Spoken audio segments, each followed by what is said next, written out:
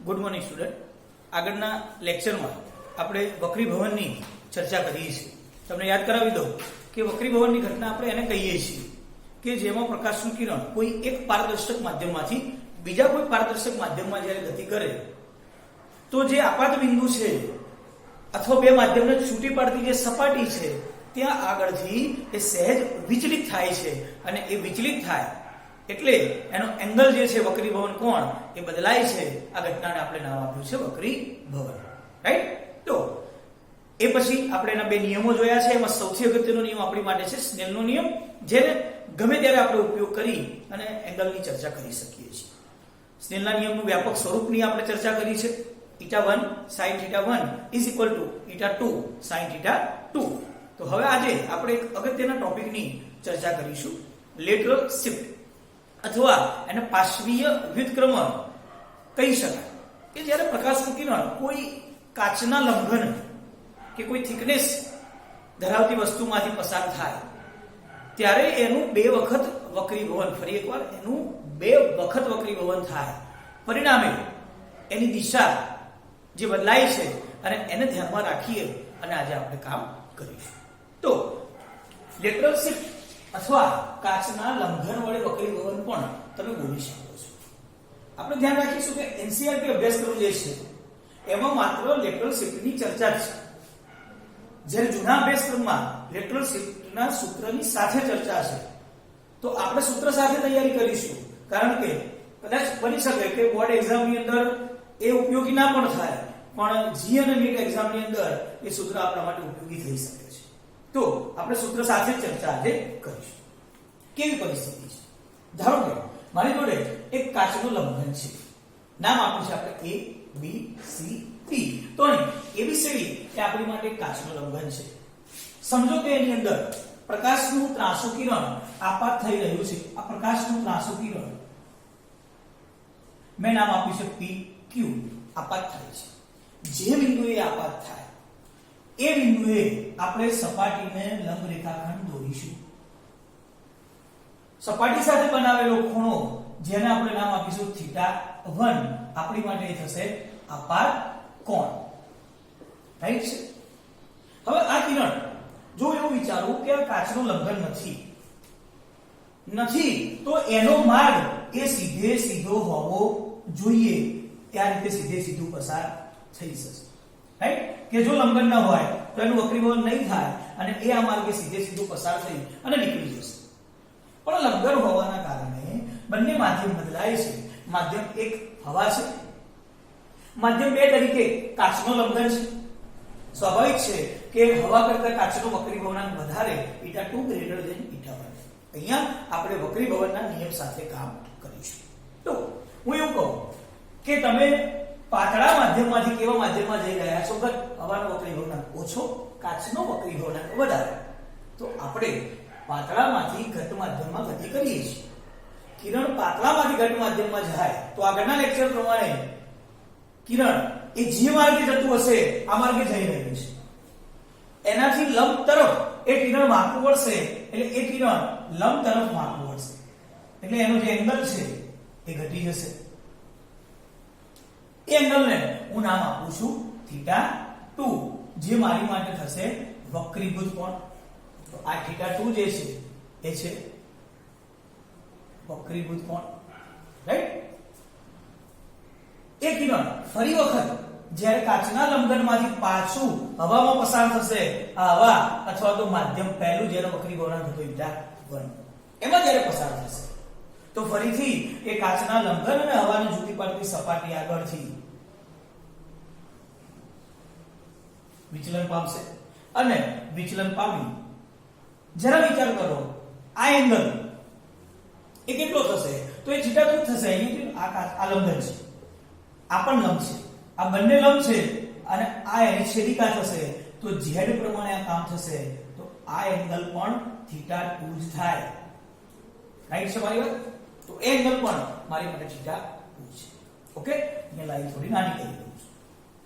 Okay, આ angle કરતા આની વાત કરીએ. હવે તમે ઘટમાંથી કાચમાંથી હવામાં જઈ રહ્યા છો તો કે પાતળા માધ્યમમાંથી ઘટમાં આવતા હતા કિરણ લંબ તરફ વાંકું વળે છે ઘટમાંથી પાતળા માધ્યમમાં જઈ રહ્યા છો તો પાતળા માધ્યમમાં કિરણ લંબથી દૂર જશે તો એ જે માર્ગે જતું હતું આમ જતું હતું તો લંબથી કેવું આખું હશે દૂર તરફ ફેંકાશે અને દૂર તરફ ફેંકાઈ અને એ આ રીતે પસાર થઈ રહ્યું છે રાઈટ અહીંયા આપણે ખાસ નોંધીશું આ છેલ્લો જે એંગલ છે એને કોઈ નામ નથી આપ્યું આપવું હોય તો તમે આપી શકો છો જેને અહીંયા નિર્ગમન કોણ બોલવામાં આવે છે ફાઈન ખાસ ધ્યાન રાખજો કે જ્યારે લેટરલ શિફ્ટિંગની ઘટના હોય અને કાચના લંબનની વાત હોય તો એવું ધોરણ 10 માં તમે શીખી ગયા છો આપાત કોણ અને નિર્ગમન કોણ એ હંમેશા સરખો જ હોય છે આ ધોરણ 10 માં સાબિત થઈ ગયું છે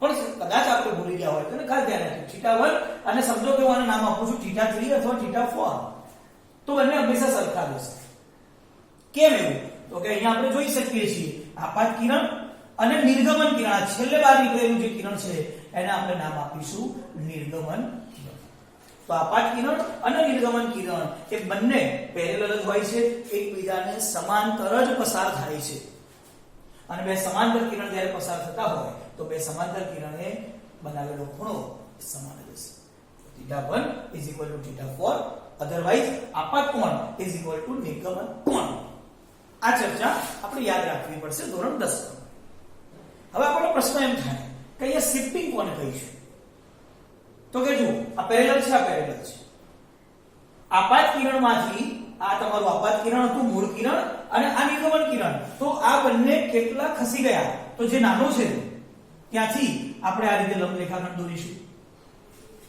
આટલું જે છે એને આપણે કહીશું x જેને કહેવામાં આવે છે શિફ્ટિંગ અથવા તો લેટરલ શિફ્ટ એટલે જ્યારે પણ તમને દાખલાની અંદર એવું કહેવામાં આવે કે શિફ્ટિંગ શોધો અથવા લેટરલ શિફ્ટની ગણતરી કરો તો આપણે આ x ની ગણતરી કરીશું કે મારું કિરણ આ માર્ગે જતું હતું અને ત્યાંથી આટલું ખસી ગયું જેટલું ખસ્યું છે સ્થાનાંતર થયું છે એને આપણે શિફ્ટિંગ કહીએ છીએ તો આપણે x કેલ્ક્યુલેટ કરવાનો રહેશે ઓકે છે તો આ એ થિયરિકલ પોઈન્ટ છે ફરી એકવાર પ્રકાશનું કિરણ જ્યારે એક માધ્યમમાંથી બીજા માધ્યમમાં જાય છે કાચના લંબની અંદર સ્પેશિયલી તો પાતળામાંથી ઘટ માધ્યમમાં લંબ તરફ વાંકો વળશે ત્યાંથી ફરીથી પાછું ઘટમાંથી પાતળા માધ્યમમાં તો લંબથી દૂર વાંકો વળશે આપાત કિરણ એટલે કે મૂળ કિરણ અને છેલ્લે નિર્ગમન કિરણ એ બે એકબીજાને પેરેલલ હશે આપાત કોણ અને નિર્ગમન કોણ ની વેલ્યુ પણ સમાન હશે આ જે છે એને નામ આપીશું આપણે શિફ્ટિંગ એટલે કે લેટરલ શિફ્ટ કહીશું શિફ્ટની કેલ્ક્યુલેશન કેવી રીતે કરીશું તો કેવું છે કે જો હું તમને સીધું સૂત્ર આપી દઈશ તો તમારું મગજ એને સ્વીકારશે નહીં પણ જો હું થિયરિકલી સાબિત કરીને આપીશ તો તમે સમજી શકશો કે આ કેલ્ક્યુલેશન બરાબર છે અને સૂત્ર સીધું તમારા મગજમાં રહેશે વ્યવસ્થિત તો આપણે એનું કામ કરીશું સપોઝ કે અહીંયા મારી જોડે આટલી કન્ડિશન છે હું જરા એંગલની ચર્ચા કરું મારે શું શોધવું છે x આપણે વિચારી શકીએ કે x આવે એવો એક ટ્રાયેંગલ એક ત્રિકોણ આપણી જોડે છે 90 ના ખૂણામાં છે આપણી જોડે આ એક ત્રિકોણ છે x મારે શોધવો છે એનો કોઈ એંગલ મારી જોડે નથી આ એંગલ એનો નથી આ તો અડધો જ છે રાઈટ તો કયો એંગલ મને ઈઝીલી મળી જાય આ મળી જશે આ એંગલ છે એ મને મળી જશે કેટલો થશે હું અહીં લખું છું અહીં જોઈ શકો છો આ લંબ છે આ સીધું કિરણ પસાર થાય છે તો આ બંને એંગલ અભિકોણ થશે કયા એંગલ અભિકોણ થશે θ1 અને આ આખો એંગલ એ બંને અભિકોણ થશે તો આ θ1 થશે તો આ આખો એંગલ θ1 થશે એમાંથી શું માઈનસ કરી નાખીશ θ2 તો હું સ્વાભાવિક છે લખી શકું છું કે મારો એંગલ θ1 - θ2 ક્લિયર છે અભિકોણ સિમ્પલ ભૂમિતિ રાઈટ હવે હું એવું વિચારું કે ચલો મારે x શોધવો છે તો હું કયા ત્રિકોણનો ઉપયોગ કરીશ તો ત્રિકોણ QNR રાઈટ તો ત્રિકોણ QNR ની ચર્ચા કરું છું મારે સામેની બાજુ શોધવી છે તો sin નો ઉપયોગ કરીશ sin એંગલ છે મારો θ1 - θ2 સામેની બાજુ છે RN કર્ણ કાટખૂણાની સામેની બાજુ કર્ણ થશે એટલે કે QR એ મારી માટે કર્ણ છે હજી હું કદાચ એક સ્ટેપ વધારે મૂકું તો sin θ1 - θ2 RN ની વેલ્યુ છે મારી જોડે જે મારે શોધવાની છે x અને QR ઓકે, જો મારે x કેલ્ક્યુલેટ કરવા હશે તો મારે qr ની વેલ્યુ લાવવી પડશે. હજી વધારે સારું કરું તો x sin θ1 - θ2 into qr આ મારી વેલ્યુ છે. અહીંથી મને એટલી ખબર પડે કે qr નું કામ કર્યા વગર મારું કામ થવાનું નથી. હવે qr ને શોધો, ક્યાં મળશે? qr આવે. તમે જે લંબઘન લીધો છે એ લંબઘનની થિકનેસ એટલે કે જાડાઈ તમે જાણતા હશો અથવા શોધવાની પણ હોઈ શકે એક્ઝામ્પલ પ્રમાણે. તો એ થિકનેસને આપણે નામ આપીશું t, એટલે કે જ્યાં t એ લંબઘનની જાડાઈ છે. આકૃતિમાં pq આપાત કિરણ છે, rs મારી માટે નિર્ગમન કિરણ છે, એંગલ RQN એ મારી પાસે θ1 - θ2 હતો. આ એંગલ મારી જોડે છે, પણ મારે આના ત્રિકોણનો ઉપયોગ કરવો હોય તો હું જોઈ શકું છું કે આ લંબ રેખાખંડ છે, નામ કરી શકું છું. થઈ ગયું? એ બિંદુને હું નામ આપું છું P, રાઈટ? તો મારી જોડે એક ત્રિકોણ તૈયાર થઈ જશે QTR, જેમાં QT એ T થશે ને, સામસામે બાજુ સરખી. આ જાડાઈ હોય એટલે જાડાઈ હોય એટલે T થશે, રાઈટ? તો હું તરત જ QR જોડે પહોંચી શકીશ. બરાબર છે? તો એંગલ TQR એ મારી માટે θ2 થશે. તો હું એ ત્રિકોણનો ઉપયોગ કરું છું સેકન્ડ નંબરમાં, ત્રિકોણ TQR માં. ચલો એને ધ્યાનમાં રાખીને વિચારો તો. કર્ણ મારે શોધવો છે, મારે QR ની વેલ્યુ જોઈએ છે. કર્ણ મારે શોધવો છે અને એની પાસેની બાજુની કિંમત એ મારી જોડે અવેલેબલ છે, થિકનેસ અમે જાણતા હોય તો પાસેની બાજુ અને કર્ણ ધેટ મીન્સ આપણે એપ્લાય કરી શકીશું cos. પાસેની બાજુ થશે QD અને કર્ણ થશે QR. cos θ2 is equal to QD, thickness છે T, QR મારે શોધવાના છે તો QR ની વેલ્યુ હું કરી શકું છું T upon cos θ2. આ વેલ્યુ હું આ સમીકરણમાં મૂકી દઉં છું. તો સમીકરણ 1 માં મૂકતા ચલો, તો આપણી સામે તરત જ સૂત્ર છે x is equal to shift x is equal to શું થશે? sin θ1 - θ2. QR ની વેલ્યુ પ્લેસ કરીશું તો એ થશે into T cos θ2. તો આ ફાઇનલ સૂત્ર છે આપણી જોડે કે x is equal to any time તમે વાપરી શકશો sin θ1 - θ2 into T upon cos θ2. આ વ્યાપક સૂત્ર છે સિમ્પલી. આ સૂત્રથી આપણે કેલ્ક્યુલેશન કરીશું. હા, ત્યારે કોઈ કન્ડિશનમાં જો તમને એવું આપી દેવામાં આવે કે θ ખૂબ નાનો છે તો તમે આગળ કેલ્ક્યુલેશન કરી શકશો કે ભાઈ θ1 ખૂબ નાનો હોય, સૂક્ષ્મ.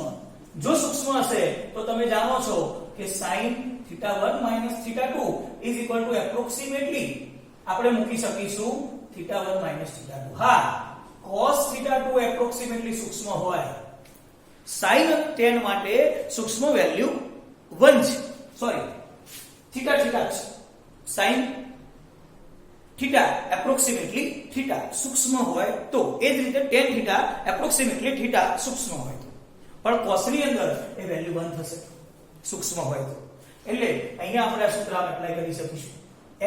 x is equal to sin નહીં લે, હવે તમારું સૂત્ર સિમ્પલ થશે θ1 θ2 into t. તો આ રીતે પણ તમે સૂત્ર એપ્લાય કરી શકો છો. કોઈ વખતે કદાચ એવી જરૂરિયાત ઊભી થાય કે થીટા નથી આપ્યું અને વક્રી ભવનાંકના સંદર્ભમાં તમારે સૂત્ર વાપરવું છે તો પણ તમે અહીંયા કામ કરી શકો છો.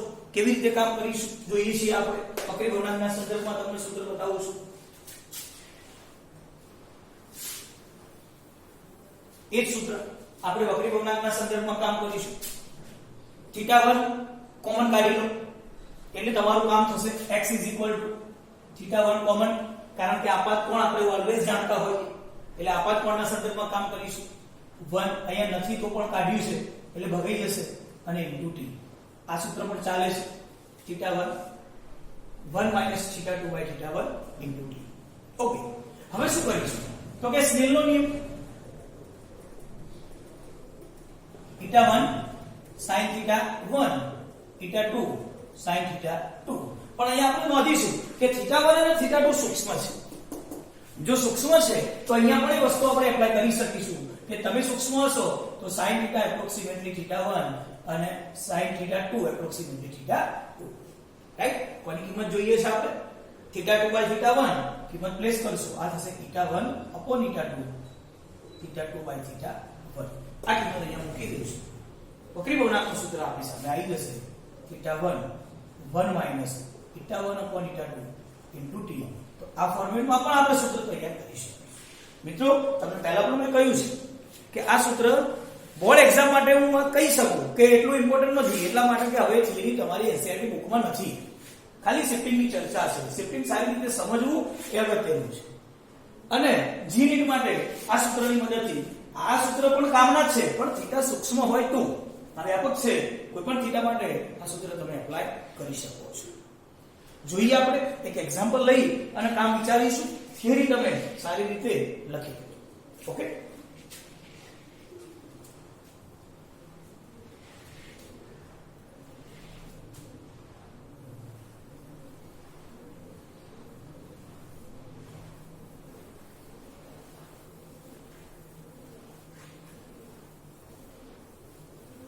ઓકે, હવે તમારી સામે કેલ્ક્યુલેશન રજૂ કરું છું.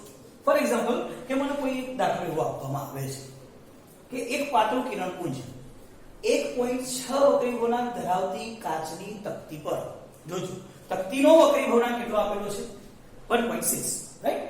અહીંયા હવામાંથી જ કાચની વાત ચાલે છે એટલે એવું માની લઈએ કે આપણી જોડે હવા છે અને હવાનો વક્રી ભવનાંક આપણે જાણીએ છીએ 1. આપણું કિરણ આ માધ્યમમાં જઈ રહ્યું છે કાચનો, એટલે કે θ2 તમને આપેલું છે 1.6 આપણી રકમ પ્રમાણે. ઓકે, લંબ સાથે કેટલો એંગલ બનાવે છે 53. લંબ સાથે બનાવેલો એંગલ 53 મતલબ તમને આપાત કોણ આપેલો છે 53, રાઈટ. ઓકે, નિર્ગમન બિંદુ આગળ લેટરલ શિફ્ટ માપો, એટલે કે તમારે શિફ્ટિંગ નિર્ગમન બિંદુ આગળ જે શિફ્ટિંગ થયું છે x એ કેલ્ક્યુલેટ કરવાનું છે. તકતીની જાડાઈ તમને આપી દીધી છે, જાડાઈ એટલે t છે મારી જોડે 20 cm. ઓકે, અને sin 53 ની વેલ્યુ મને આપેલી છે, ના આપી હોય તો આપણે એના ટેબલની અંદર જોઈ શકીશું. પણ જો નીટની અંદર કે જે કેલ્સી અલાઉડ નથી એવે જગ્યાએ એક્ઝામ્પલ પૂછવામાં આવશે તો તમને ઘણી બધી વેલ્યુ આપી દેશે, તો તમે દાખલો કેલ્ક્યુલેટ કરી શકો છો, રાઈટ. ઓકે, ચલો હવે હું વિચારું કે મારે શિફ્ટિંગ શોધવું છે. મારા શિફ્ટિંગનું સૂત્ર શું? તો કે આપણે હાલ જ ભણ્યા કે શિફ્ટિંગ x સૂત્ર છે આપણી જોડે sin θ1 θ2 t upon cos θ2. પહેલો વિચાર હું કરીશ કે જ્યારે શિફ્ટિંગનું સૂત્ર એલાઉ કરો અને એની અંદર કિંમત પ્લેસ કરો તો θ1 ની કિંમત છે મારી જોડે, પણ θ2 નથી. આવી કન્ડિશનમાં તમારી જોડે θ1 છે ને θ2 નથી. જ્યારે આપણી જોડે એક એંગલ હોય, આપાત કોણ હોય અને વક્રીભૂત કોણ નથી, ત્યારે આપણી જોડે એક જ સારું સૂત્ર છે, સ્નેલનો વ્યાપક નિયમ. તો સ્નેલના નિયમનો અહીંયા ઉપયોગ કરીશું. એક્ઝામ્પલ અહીંથી સ્ટાર્ટ કરીશું આપણે. θ1 sin θ1 is equal to θ2 sin θ2. કિંમત મૂકશું આપણે. θ1 છે 1, sin θ1 તો કે sin θ1 ની વેલ્યુ કેટલી છે 53. θ2 વક્રી ભવનાંક તમને આપેલો છે θ2 1.6 અને sin θ2 ની વેલ્યુ આપણે શોધવી છે, રાઈટ. ચલો, sin 53 ની કિંમત મને આપેલી છે 0.8, તો મૂકી દઈશ. 1.6 નીચે જશે ભાગાકારમાં sin θ2, તો sin θ2 is equal to 1/2 થશે. આપણે જાણીએ છીએ કે sin માં 1/2 એટલે θ2 થશે 30. થઈ ગયા? તો હવે તમે શિફ્ટિંગ ઇઝીલી કેલ્ક્યુલેટ કરી શકો છો. આવી જાવ અહીંયા. sin θ1 ની વેલ્યુ 53, θ2 આપણી જોડે છે 30, cos θ2 કેટલા લાયા છીએ 30. ચલો વેલ્યુ મૂકીશું ઇન્ટુ t. થિકનેસ આપણને આપેલી છે 20 mm. ઓકે, sin 23 થશે ગુણ્યા 20 અને ભાગ્યા cos 30 ની વેલ્યુ આપણે જાણીએ છીએ √3/2. ઓકે, આગળનું કામ કરીશું. sin 23 ની વેલ્યુ એટલે તમે અહીંયા લોગ ટેબલની મદદથી sin 23 શોધી શકો છો. અહીંયા આપણે હાલ સીધા લઈશું 0.3907 રાઈટ ગુણ્યા 20 અને ભાગ્યા √3 એટલે 1.73 અને 2 ઉપર મૂકી દઈએ છીએ.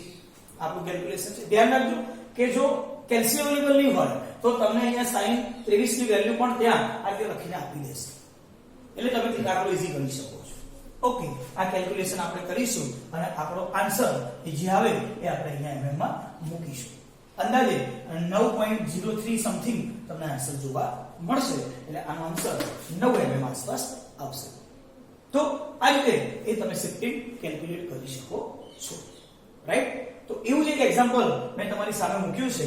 બીજું એક્ઝામ્પલ એ તમે હોમવર્કમાં ડન કરી શકો છો. સેમ ફરી એકવાર યાદ કરાવી લો. 30 સેમી જાડો કાચ છે, એટલે થિકનેસ આપણને આપેલી છે કે 2 વક્રી ભવનાંક છે. રાઈટ? સોરી 3 સેમી છે, 2 વક્રી ભવનાંક છે, એટલે θ2 મારી માટે 2 છે, θ1 ઓલવેઝ હવા જ હશે. 30 નો ખૂણો બનાવે છે, એટલે θ1 આપણી જોડે 30 છે. અને શિફ્ટિંગ કેલ્ક્યુલેશન કરવાનું છે. આ સૂત્રથી આપણે કેલ્ક્યુલેશન કરીશું. હા, થોડી તકલીફો તમને પડશે. ફરી એકવાર કે જ્યારે θ1 આપ્યો હોય, θ2 ન આપ્યો હોય તો આપણે સ્નેલના નિયમનો ઉપયોગ કરીશું અને એની મદદથી θ2 શોધીશું. અહીંયા પણ તમારે જો આઈઝી આવી ગયો બનાવ, સપોઝ કે બનાવ નથી આવતો, એ દાખલો ગણશો એટલે આમાં 1/4 આવશે. 1/4 ની વેલ્યુ તમે નથી જાણતા સાઈડમાં, તો એ પણ તમારે ટેબલની અંદર 0.25 જોવા પડશે. અને જે એંગલ આવે એંગલ તમે અહીંયા ઉપયોગ કરી શકશો. પછી કોસમાં ઉપયોગ કરી શકશો. કોસનું ટેબલ તમે નથી જોતા, આપણી જોડે કોસનું ટેબલ અવેલેબલ નથી, તો આપણે જાણીએ છીએ કે sin 90 - θ cos θ. એ જ રીતે cos 90 - θ sin θ. તો cos ની જે વેલ્યુ હોય એને 90 માંથી માઈનસ કરો એટલે sin ની વેલ્યુ થઈ જાય. તમે sin ના ટેબલમાં એ જોઈ શકો છો અને ગણી શકો છો. ઓકે, તો એ એક્ઝામ્પલ આશા રાખું છું કે તમે વધુ સારી રીતે કેલ્ક્યુલેટ કરી અને કરી શકશો.